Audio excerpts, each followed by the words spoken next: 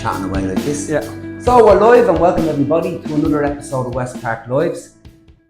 Really delighted to have my guest, my gym buddy, my old pal. All right. 30 years of fireman. Yeah. Paramedic. Mick Redmond. Yeah. How are you getting on? Great. Good, Yeah. Good. You came straight from work, didn't you? I did. I was in Dunleary last night. Yeah. Walking away. Yeah. Last 2 nights. Yeah. So this would be your this is your go-to place, really, isn't it? 100%. 100%. Particularly when it's your headspace. I find if I don't come and train, that my head goes. I be very much a procrastinator. If I go home and sit in the sofa and watch telly, get little or nothing done. You'll find if I come here first thing in the morning, as we always said, Westpark to me is more a community than a gym. Yeah. And I really want to talk to you about that because we've come across that before. But something that hit me, you and I were talking a while ago, and it's why I wanted you on this podcast. All jobs have stress. Yeah. Some more than others. Yeah. But I think it's also fair to say that your frontline worker, emergency services is what you guys do. Yeah. There would be more than a fair degree of traumatic events that you experience. Would that be fair? 100%. Yeah, that's fair to say. Yeah. And that's something that you guys have to deal with. So people think that you see these traumatic events every day, every shift. Yeah. You don't. No. You don't. In fairness, you say you don't. Work is very much like here. For me, you go to work, you're with a crew, you're a member of a team. I've always liked being members of teams. Even when back in my day, I liked playing soccer. I liked when I raced cycling. It was you're a member of a team. You went. It wasn't so much an individual sport. No. It was member of a team. So as we always say, even when I got involved in training recruits in recent years in the fire brigade, and that's what the ethos of the place is. No one's an individual. We're all a part of a team, and we all have different parts to play in the team. You know, some are more empathetic towards people. There's some great, fantastic paramedics who are really good. I always found myself when I was doing the ambulance. I don't do the ambulance anymore now since I got promoted a few years ago. I've gone up to the ranks. But particularly old people, I always felt I treated every person the way I treated my mammy. Yeah, if I got an old woman or an old man, how would I want my mammy or my dad treated? That's the way I always felt. That's how you get through it. 100%. And of course, you have to learn to read people. You walk into a room, and unfortunately, you know yourself, Liam, you meet different people from different walks of life, and you speak differently to them. Yeah. To try and get a connection with them. Yeah. It can be. It's not a very controlled situation you're walking into. No. And don't forget, you're meeting people sometimes at the worst moment of their lives. So these are skills you obviously you get training, Mick, and I want to come to that. Yeah. But you develop them through experience. One thing I always say, Liam, and you can teach competencies to people. You can teach them how to run up a ladder. You can teach them how to roll hose. You can teach them how to deal with a compartmental fire. You can't teach experience. No, it's something that's gathered. You have to literally and it's just that little split second where you sit back and you look and you kind of click straight away. Well, I want to come more to that, if you like, the training and the support and all of that, because I know you do a lot more in the fire brigade in your service than when you first started. Yeah. Just give people an idea where you're from. You're a Tala man. Born and reared. I haven't lived in Tala personally since 1994. I moved out. But if anyone asked me where I'm from, I'm from Tala. Yeah, so I moved into our first house in Castle Park, 23 Castle Park, in 1972. Just down the road. 1972. When it was all fields. First school was the closest school here to us, St. Mary's. And just right here. The very first classroom in the old school, which was a teacher called Miss Brady. Right. This building was here. I had turned 4 in the June, and I started it in the September.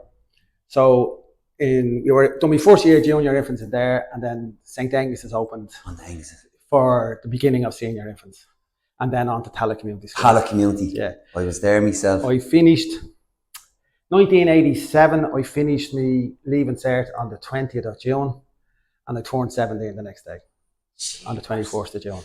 What happened? Obviously fire brigade, but what happened between work-wise, job-wise, and how did you want to be? My father would be a very much You weren't hanging around the roads, you were getting a job. Same as me own. 15 years of age, I just finished me intercert in Tala Community School, and I went home and I says, Dad, I'd love to get a job for the summer. And strange story, he had a friend work for Quinsworth, and he got on to him, and so he says to me, you have to go for an interview for a job in Quinsworth, Clondalkin. And I said, great, happy days, part-time, Thursday night, Friday night, Saturday day. Yeah. A bit of time with mates hanging around. And And right in for the phone call off this Lord rest him, Jerry, and he says to me, you're going for an interview. If your man asks you what age you are, you're 16. I was still only 15. Okay. So I write into the interview, and your man says to me, how old are you? I said, I'm 16. And he goes, if anyone asks you, you're 17. So I got the job, but I walked out with a full-time job for the summer. And I've never been out of work. Out of work. No. So from there, how did the Fire Brigade happen? That's a vocation more or less. I worked there, continued working there during school at the weekends and nights. And then in 87, I done my leaving cert and I got an apprenticeship. Yeah. Back then, it just turned to FOSS. And my apprenticeship, I hadn't got an employer. I got one of the FOSS apprenticeships. Right. So my first year was in Ballyfermot as a fitter turner. And done the first year there, and then ended up getting a job straight out of there in a company up in Cookstown Industrial Estate. Right. It was a machine shop. So I would basically, a piece of an obsolete part for a machine to be broken, and I'd be handed a broken piece and I had to remake it to the same standards. And then my dad worked in HB all his life.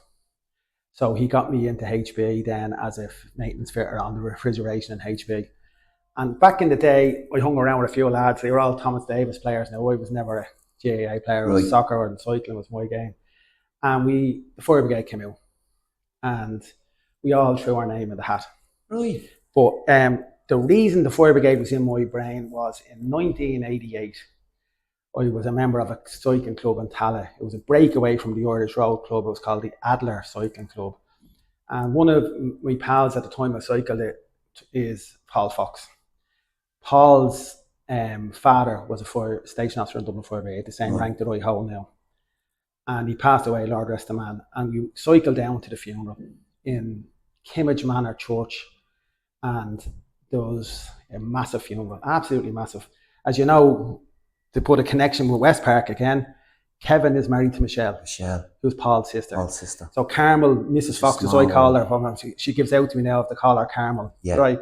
It was her husband passed away, and it was a massive funeral. Fire Brigade, if you die in service, you get a full service funeral. So there must have been 300 or 400 fellas in full uniform, and I just thought it looked amazing, and I said I'll have a bit of that. So when it came out, myself and 4 or 5 of my pals applied for it, and so that event, seeing the whole. Because you're into teams, I suppose you see all these people coming together. It was amazing, and I've been to a few very, very large funerals. I lost a very good friend of mine through an injury and complications for an operation afterwards.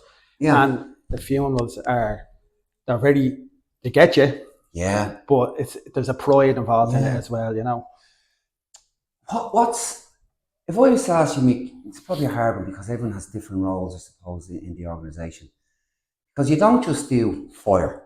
There's marine, there's air, there's mountain. It's Dublin Fire Brigade, Fire and Rescue. Fire and Rescue. Yeah, so we train people as firefighter paramedics. So it's something I'm quite proud and passionate about because I've been involved with the unions and trying to fight for conditions for our firefighters and paramedics for many, many years. So Dublin Fire Brigade is the only fire-based EMS system in the country. Right. What is that, people will say? So if someone has a life-changing event or a serious incident like a cardiac arrest or a major RTC, a major trauma, CVA, we mobilise a fire appliance and an ambulance to you. Okay. All our staff. At the moment, we have an agreed figure of 965 firefighters plus officers, right? So a truck and an ambulance. So if someone, God forbid, drops, yeah, you have 7 paramedics on scene. Wow. we try and, so everybody knows this, and it's something I would like to see done in secondary schools. I think everyone over the age of, let's take 16, should be trained in CPR. Of course. Totally agree with you. Because early access to good CPR, Yeah.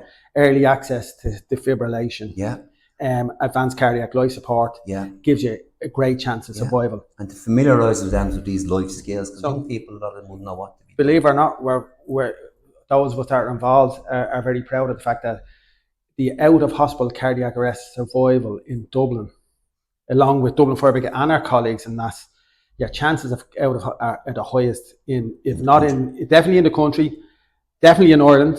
We would argue in Europe, and we'd also argue that in the what's considered the best in the world is in Seattle, and we would reckon we're on a par with them. Because of this approach. It's- But that's only in Dublin.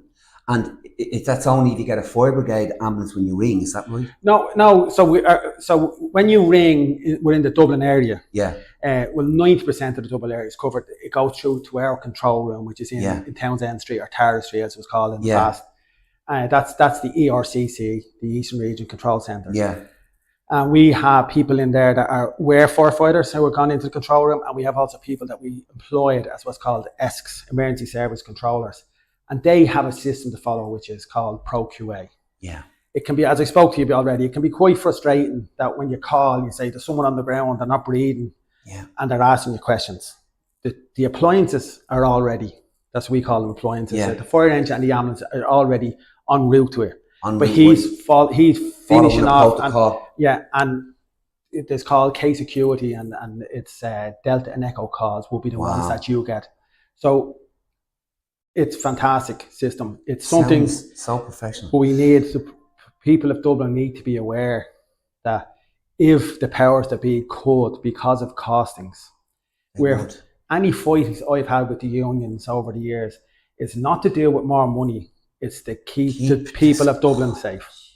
That's and this system really, it's not across the country. it. Should be the whole country. Yeah.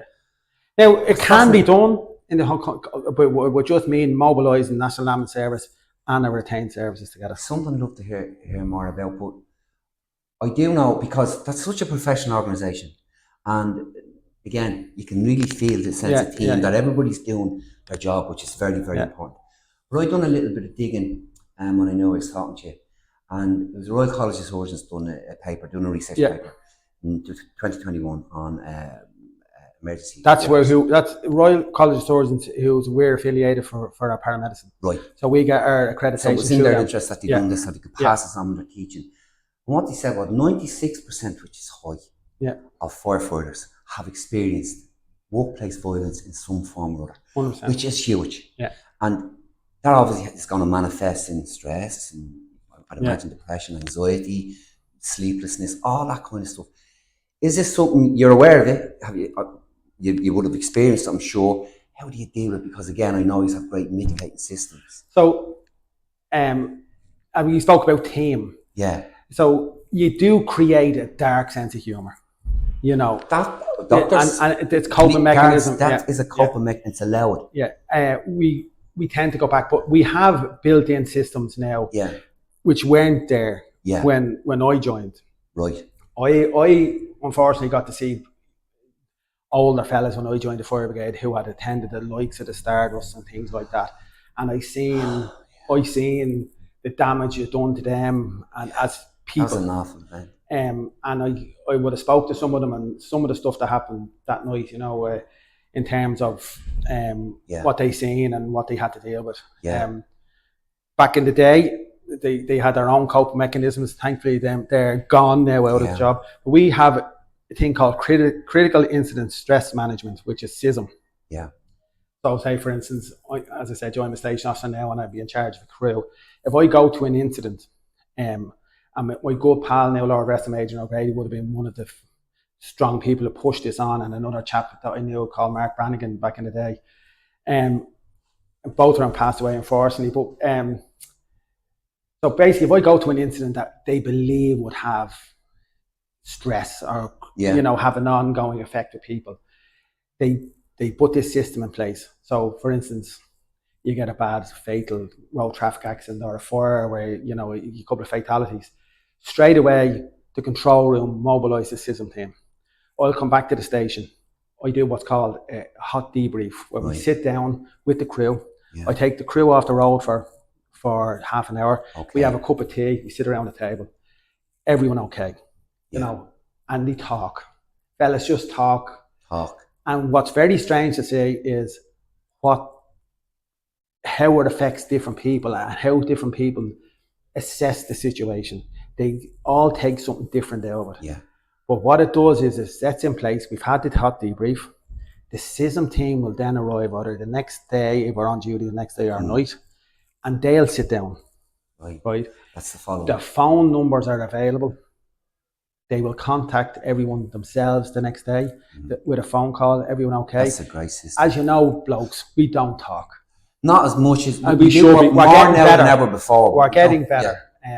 You know, I've seen a lot of suicides and stuff over the years, in the 30 years, and I would say in the high 90s and high 90s, male to female, in suicides, in ones who actually were successful, or for want of a better word, you know, where they actually lost their life, Lord rest them. I know that was down to not talking. I believe it was down to staff you're talking. No, this is the public. The public, yes. You know, very, very few cases are in there in my head of where I got females who, a lot of them are crying for help. Well, that is traumatic, right? So that does have a knock-on effect on you guys. You pointed out what the agency does, but on a local level, in the firehouse, what do you do as a group of lads or lassies? So they come back, you know, like how do you interact? The station, in many different ways. When you go into the station, it's like an extended family. Yeah. Now, say for instance, if I was working on a weekend shift, I see my fire brigade family more than I see my own family.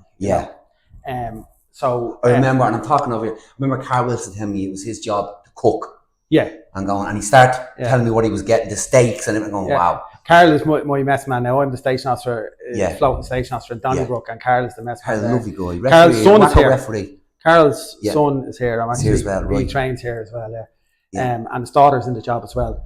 So there's huge amount of. So you go back to the station. The setups in the station. We've great gyms in the station. There's always TVs. They've pool tables, snooker tables, different activities in different stations. And you just interact. And you just that social interaction is so 100%.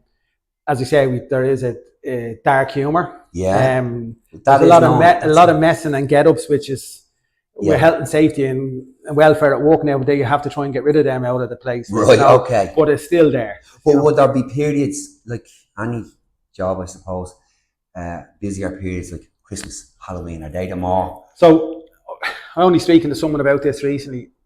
I don't know whether it's Halloween is obviously busy. And it's not Halloween, it's the month before and 2 or 3 weeks afterwards. But Christmas for me tends to be when you get the tragic ones. Tragedies. And I know you can't speak specifically. You can't speak, I wouldn't go into specifics, but in my history, you know, there's certain cases you carry around in your head. For me, everyone is different. For me, it's children. Me too. And I have 1 or 2 cases that are in there that are embedded in there, and they come out from time to time. And it could be the rainy Tuesday sitting down watching TV at night time, and then something on the TV, and it just triggers something. It's just the innocence of children. It mightn't be even exactly. We've all seen the cases where, you know, tragedies with adults, but you feel like they've had a chance at life. Where the poor innocent child hasn't had a chance.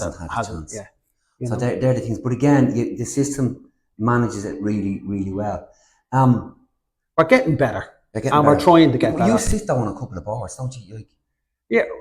Well, as I say, I'm involved with the union, and I just finished my station officer development course, and I go back now on the 23rd of next month to do a 3-day physical course. The force for Westpark again. You're retiring. 30 years of fireman. So it's called the fast accrual pension. So I have my full pension earned. Right. I have me in retirement age tomorrow, the 21st. I'm 55. I don't intend on going. Good. Each new role that experience I've is needed. It's like starting a new job again. Yeah. So I done, as I said, 95 I started in Tala. Went to Dolphins Barn back to Tara Street for a couple of months and went to Dolphins Barn in 1996. I remained in Dolphins Barn on AWatch till February 2019, where I became a driving instructor in Dublin Fire Brigade and done a couple of months as an instructor. So much experience. And then I got to run the driving school out there. So, under the tutelage of my boss, which was the brigade training officer. And then great amount of training done. So like really, you like your work, that's why you're staying. If you didn't, you'd go. But to keep that experience and pass it on, that's, again, you can't buy experience. 2008, when the crash happened, we lost a huge amount of experience. Yeah. Firefighter. So we don't do as many fires as we used to. Yeah. It's gone from fires to EMS work, which is backing up the ambulances all the time. Fire alarms, tall and complex buildings, like we're looking across the road there now. But imagine and the challenges that's going to cost us moving forward, and how we're going to have to change the way we do our work, like, you know. God, there's so much in this, Mick. I really think we could talk all day with the ins and outs of what firefighting is and the details. But it's very much more community based. It's not just firefighting. No. Like we do a lot within the community. Yeah. You're always in the parade. We used to do school visits. Yeah. COVID stopped that. Every third class school in the area we used to visit. And there'd be something about when you were a kid, firemen are coming in with their gear. That wouldn't entice them to probably want to join, or at least respect them. Yeah. So we've got a lot. When we applied back in 1992, I think I started the process and done an interview in 93. And there was 17,500 applicants back then. And I think I got 21 on the panel out of 17,500. But they only started 17 in 94 and I started in February 95. Right.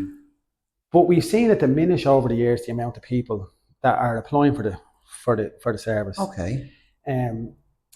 So we've just ran a campaign recently, and it wouldn't be anywhere near 17,000 that applied back in the day. I don't know what it is, Liam, being honest with you. For me, so I was asked when I went for my interview for station officer, the lady from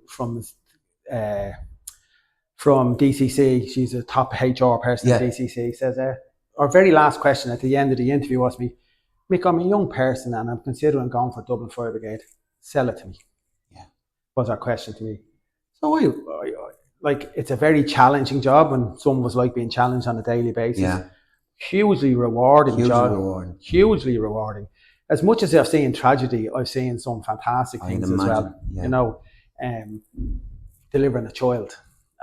You know, that's the most. Have you? I've delivered 5 children Now, don't forget, I'm a part of a team that's delivering them. It would have been 2 or 3. It would have been just the ambulance crew. You know, that really is brilliant. Oh, it is. It's our kids are. You know, I'm a dad. My son is. My eldest, my daughter Megan, I was 22 and I had her. She's 32 now. And I have a son who's 28. A grandson who's 4.5. Where he's the lover. He's gelled the family back together. But children are just phenomenal. Absolutely brilliant. You know, you're certainly setting a it's great my example. biggest. I think most fathers look upon it as their biggest achievement in life. Yes, it is. When you're young, you don't realise you're too busy trying to earn. I was that soldier. Along as well, you know that way. I have more time now. Yeah. So you're always chasing. Yeah. You're chasing to get ahead. You know, you're looking for the sideline. You're looking for the overtime. You're chasing, wanting to better yourself. But the grandkids give it more. You're more settled in your head. You're mature. I seen him with my dad. Yeah. When he retired. I remember your dad. He used to. He goes with Nick Johnson on the motorbikes. He used to. He doesn't do it now, of course. Yeah. My dad's not well at the moment. He has a horrible disease, which is the long goodbye, as I call it, the Alzheimer's dementia. He's in a nursing home now, and Have some good chats from now with Liam Johnson. Yeah, my dad loved life. My dad loved it. And Trevor, your brother, Trevor Redmond, he used to go biking with them. I'm the world champion, former world champion. I was there. I coached him. He only tells me about twice a week now. He still tells me. Yeah. I have to be honest. Mick. Because I was there for him in the Wars in Hungary. You trained him. I trained him. I helped to train. He comes from a great club, Black Panthers, and he done a lot of training there. And he came to my club, trained with me, and I was there as a coach with the national coach, and brought him right through. And his fights, he really earned that title. Yeah. And you know, it's nice to say that. Trevor loves a challenge. Yeah, but he rose to that challenge. Yeah, and I always remember my dad. Now he was extremely proud. Of him. You know, it was one of the. Best fighter there by far in his country. He still loves it to this day. His son, both the sons, Jake and Alex. Jake's now fantastic. I've worked with Jake, and Jake was doing MMA. He's moved on now to boxing, and he's doing really, really well. I think he fights in the Irish the Irish next month. Yeah. We're all very proud of him. And, win, lose or draw. That's what I find with martial arts and getting involved in sports. It's not so much about winning. No, it's about winning. If you're going to win, it's about it's the journey. And sometimes you learn as much from not winning as you 100%. Do from winning. You know? You can be obsessed by competition, obsessed by winning, but not in the context that you have. Look, if I lost a spar, my attitude would be, this is the winning attitude. And Trevor was like this as well. How do I get better again? Yeah. Not, I lost a spar. Yeah. How do I not lose the next time? It's an attitude, it's an approach. But I want to talk more about you and more about the gym. Yeah. And why you love it here. Yeah. This is what you do. Do you have a weekly program or? So because of the way I work and we go in and overtime and stuff like that. Yeah. So when I ran the driving school, I done the driving school coordinator in the training centre over in the O'Brien Institute. I done that from 2019 to 2022. Yeah. Religiously, I was here 5 mornings a week at 6 o'clock waiting for the doors to open. And there was a great group of lads, and the same group of lads are still there at 6 o'clock. If I arrived here at 10 to 6 in the morning, I could tell what car was parked in what spot. They all park in the same spot. They all stand at the door at 10 to 7. And a few firemen, I'd say. Yeah, there's a good few firemen there as well, and there's a lot of good, very, very good lads and long-term members are here. But the crack, everyone to come in, you go in and you train, and then they set the world to rights in the sauna crew. Trevor's part of this 6 o'clock sauna crew in there, and they set the world to rights every morning at 6 o'clock in the morning. But it's good to know that you have, as members, you've trained paramedics walking around the floor. The only something there recently where Alan Sexton. That's right, was here, and a guy had a major gastro-abdominal issue. He had a bleed out, and Alan copped it, and we got an ambulance here, and he did an emergency operation. I know Alan, he's a fine guy. Yeah, my own dad's initial issue started here, believe it or not. Yeah. He had what's called a TIA. We don't use that terminology much anymore, which was a mini stroke at the time, and that brings on early vascular dementia. You know, so but like. So you have 6 days. You're doing your initially, and would you be doing 6 days? So I would train 5 days a week on average. I'd be here for somewhere between an hour and a half and 2.5 hours, depending on how I'm feeling. Get your sauna. Would you have a favourite machine? Have you got a trainer? Would any of the guys? In the past, I've used different trainers. Jer Moynihan would have been the first one with Lizzie's husband. Great fella. Came a friend. I consider Jer a friend. Yeah. And then Marcin, I've done a bit of training with Marcin as well. Guy, another great fella. Great for a bit of go for a chat as well as a talk. I tend to do a lot of cardio on a few weights. Yeah. So I would do half hour on the treadmill. I'll try and get a half hour in on the stepper. Yeah. Some days the old legs don't allow the half hour on the stepper. But the social part as well is so important. There's never a day that I don't come in here and have a chat and come out feeling better. That helps with your job. Yeah. Like that's really coming to a place that can. Westpark is more a community than a gym. I see lads down there, older gents, and I don't think they've ever been upstairs. They come in and you hear them laughing. Now what you say, I see a lot of them in the changing room. I haven't really seen on the main floor. They go to the sauna, to the pool. That's their social outlet. Some of them are retired. Some of them are retired. Yeah. You know, they're at home and they're bored, and they come down here and they do their hour and a half, their 2 hours. And they laugh out. They laugh out. They have a I great dare to say happen sometimes Yeah. I'm in there getting changed because they're quick as anything and they'll be on you like a light. and the wisdom you learn Yeah. off these older fellas. Come here, would you have a favourite like snack, any particular thing? I do, and I say it all the time, I have the muffin and chocolate, I have to have it.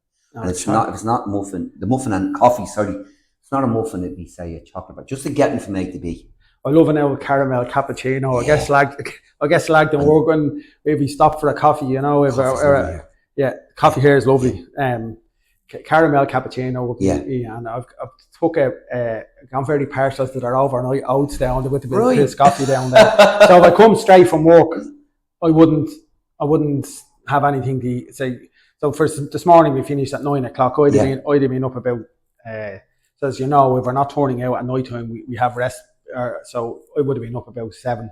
I was out a few times during the night, the fire alarms and stuff, and we're up about 7. Make sure the station is ready to hand over to the next station after coming on, and give a report of what's happened during the night or what equipment we may need. But I'd stay away from the tea or coffee and the bit of toast if I wanted. I'd come and train on an empty stomach. And then I'd have me coffee and grab me overnight oats. So you're kind of intermittent fasting, really, coming in. Yeah, I could do it a bit more now. Like I've always had a battle all my life with me weight. Yeah. Well, you carry it well, Mick. Now, in fairness, and I've seen you walking out there. I'd be an emotional eater. Your health. Yeah, that's another side of it. Yeah. Emotional eating. Well, that's from. I reward myself for food. Yeah. If I'm down, I deserve food because I'm down. You're not the only one. Yeah, that's us all. We're all like that, you know. But come here, it's. So I have just come a 3-week course, as I said, and I didn't get to train those because I got sick in the middle of it. I had kidney issues. Yeah. So I didn't get to train, and that was gone. The old grey matter was gone, and I got back to it this week only. And the difference in me mood, like my partner Lily and my daughter Megan would say to me, the difference in me when I come to the gym. Exercise and mood, no doubt about it. You know, I come home and rather than just cabbage, I want to go out and do a bit in the garden. Yeah. As you know, I've always been into my cars. I'd be out washing my car, like I had thing nearly half washed away, like, you know. But just and then just having that little bit of extra get up and go. Yeah, you know, it really does. I always ask people this. I hope I'm not putting you on the spot. I like to know about favourite books. People don't read like they used to. Maybe even a podcast or a movie. Books. I tend to if the only time I tend to pick up a book to read is when I'm in the airport going on holidays. Right. So it's a novel. And then life has moved on where you listen to the book and you're with your AirPods. And anyway, I'm a huge follower of Irish crime stories, right? Because I tend to have either bumped into them through a professional capacity in terms of professional capacity, or I know where it's from. If I can visualise, that says that was in Coolock, I know that road, or that's been Dolphin's Barn. Like I served all my time in the barn through all that them feuds per se, you know. So I've seen a lot of it. I've had to attend court over some of the stuff like that and all. But listen, so the podcast, some podcasts. I listen to all the crime world podcasts, and would you have a movie? The Shawshank Redemption is probably that's the first time it's come up. Yeah, it's probably one of the best movies I ever. But being I thought you were going to say Backdraft. No, it's not. It's not real enough. No, it's not. Ladder 49 was actually a more true to life. I wasn't aware of that. In my opinion, Ladder 49 was a more true to life. I looked that up. That's a movie. Yeah, Joaquin Phoenix, is it? Okay, great actor. Yeah. Ladder 49. That's one. And I don't know if you've ever seen it. Because it's more true to life. You'd recommend that. I think it's more true to life. But you know better. In my opinion, the Americans are very gung ho about how they go about Ladder 49. Right. But there was a program called Rescue Me, and it was the funny dark side of being firefighters, and a fella called Tommy Gavin was in it. Right. That was the character's name, Tommy Gavin, who in it he showed his dark side, his traumas, he was a drinker, he was a womanizer, he was all that sort of stuff. But it didn't, in a funny way, it showed the dark side, if you understand what I'm saying. So it's something you'd recommend as a firefighter, something that show you the pitfalls you could fall into. Yeah. To me, it showed you the pitfalls you could fall into. So Well, it gave you a thought. You know, yeah. He was he was a wagon, but you understood why he was the way he was. Yeah. So that's two good recommendations then for anyone that's looking for it. They'd probably be on Netflix. And it's still one of the best films ever made, in my opinion, because I'm a speedy, is Top Gun. So I feel the need. I liked it. I want to say I loved it. I liked it. I liked the music. I liked the times. They were there. That was the 80s. The 80s, yeah. Nick, that was brilliant. And I really think we could talk more. We were talking earlier about the detail, about the technical stuff. Yeah. I'd listen to you all day. Yeah. And I see but one thing I said, Liam, and I know Westpark have been very proactive in how they train their staff. So if we do have an incident here, we have, for want of a rapid response team, the crew here are all trained in the health and safety, in CPR, and they have the backup of the members here as well. As we so many, like I could probably name 20 firefighter paramedics are in here, and a number of NAS people. Wow, we have a good few people here from Tala Hospital, where they be porters, nurses, doctors. They all train here. I've experienced having events. They're all part of the community here. As I say, there's some great people here. That was part of the reason for the podcast. Yeah, in my opinion, I've been in a couple of gyms over the years. I was in the old gym when I first over in Village Green. And I moved on to when I moved out of Tala, and I came back to the gym here. And by far, in my experience, the most community-based gym. 100%. Like you come here and it's not. You can be down in the dumps, and you leave here with a smile on your face. I'll often come here, probably not in a low mood, but probably a bit tired, a bit narky in the head. And you're only here 5 minutes, and the energy lifts you. Yeah, whether you're doing it, whether you're training yourself, or whether you're going and doing it. You won't walk up that stairs without saying hello to someone. And I'm hyper happy. I see the girls. They tend to be. A lot of your classes tend to be more ladies than a lot of ladies. Yeah. And you see them and they're there 15, 20 minutes early. Yeah. And they're buzzing and they're having a laugh and a joke. With them. Now we've got a good few lads there as well. I'm working on bringing more lads in because cardio is so important. Yeah. You know that. And you don't interfere with them before the class. Let them have that chat. Yeah. Through. Just do your job and then leave them alone. Absolutely, Great. But it's not. It's as I say to you, it's every one of us are living our life in a different way. Yeah. And like, there's people that are out there that are living within a family. Yeah. But are lonely. Yeah. Because they're not interacting, because their mood is low. Yeah. And they come up here and they have their chats and they go home. And it's helping their family life at home as well. And I say it all the time, and I'm sure if you've heard it in the podcast, I'm sure you'd agree, it is a cascading effect. It's top down. Yeah. And it seems to affect everybody. Whether it's girls on the desk, whether it's staff on the floor. Yeah. You're always getting a nice chat or a dig out. If it's one of the cleaners you're chatting to. Yeah. You're chatting all day. Yeah, I'd have a lot of Anne, Ray, Liz. Yeah. Brilliant. And Lord rest Mick that used to be here. Yeah. You know, he was a lovely lad, you know, lovely chat with him all the time. I really loved it, Mick. And hopefully we'll have another one down the road. Please, God. We'll have to have a coffee now. Yeah. Thanks very much. Thank you. Appreciate it. Thank you. What we'll do is I'll just say, folks, thanks very much. That was just a great chat to a consummate professional. I have spoken before, and it's great to have people like Mick here in the gym and coming on the podcast. So thanks for listening, thanks for watching, and look out for the next one. Train hard, train safe. God bless. Sounds like a talk to somebody else.